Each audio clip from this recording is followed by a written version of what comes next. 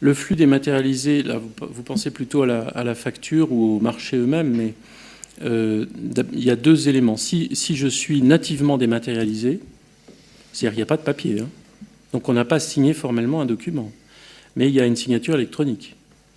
Donc ça, c'est un dispositif qui existe et qui juridiquement a une validité.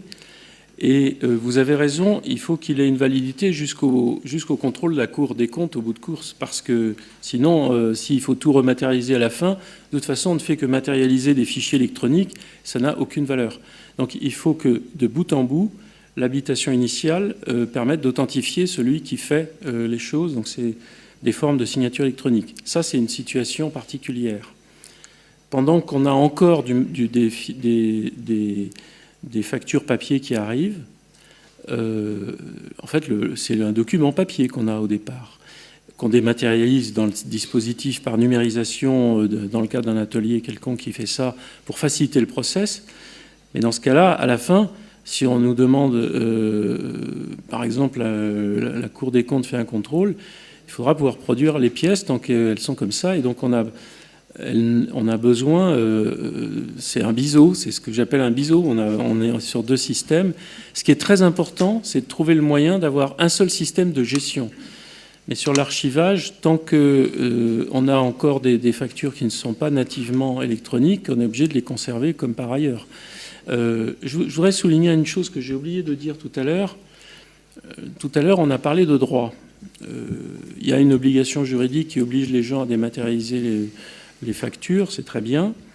C'est d'autant mieux que c'est une des propositions d'un rapport que j'ai fait sur ces sujets et que ça se met en œuvre dans un rythme qui est, disons, à la fois raisonnable pour les entreprises et qui va permettre de vraiment aller vite quand même à l'échelle de l'administration. 2020, c'est après-demain. Mais rien n'empêche, chaque fois qu'aujourd'hui on fait un marché, d'inscrire dans les mesures d'exécution que la facturation sera électronique, qu'elle devra l'être. Rien ne l'empêche. On s'est d'ailleurs posé la question, est-ce qu'on se contente de dire que ça doit être comme ça, donc que les acheteurs et ceux qui font les marchés matériellement et juridiquement eh bien, devront écrire des clauses dans ce sens, ou est-ce qu'on allait plus rapidement à du texte? Moi, j'ai proposé qu'on aille plus directement à du texte, et c'est ce que le gouvernement a décidé de faire. Et je suis convaincu que c'est ce qu'il faut faire. On pouvait se dire, bon, faisons dans des marchés des clauses de ce genre pour prendre de l'expérience. Aujourd'hui, on n'est plus là. Et il y a un moment où des process par petits pas, ça n'a aucun intérêt. Ça crée simplement des process différents selon les flux. Et ça, c'est pire que d'avoir un flux papier. D'une certaine manière, on est obligé de gérer des choses qui ne fonctionnent pas de la même manière. C'est coûteux. Et donc, simplement, aujourd'hui, alors qu'on est entré dans une mécanique juridique forte, avec un biseau progressif pour que tout le monde entre dans le régime, il y a un intérêt, même si ce n'est pas encore dans le droit une obligation pour une entreprise, lorsqu'on pense que c'est faisable, de l'inscrire dans les marchés. Rien n'empêche de le faire. Il ne faut pas l'oublier. Donc, pour répondre complètement à votre question, il va falloir vivre encore un certain temps avec deux systèmes, mais le système électronique, de toute façon, il n'est pas papier.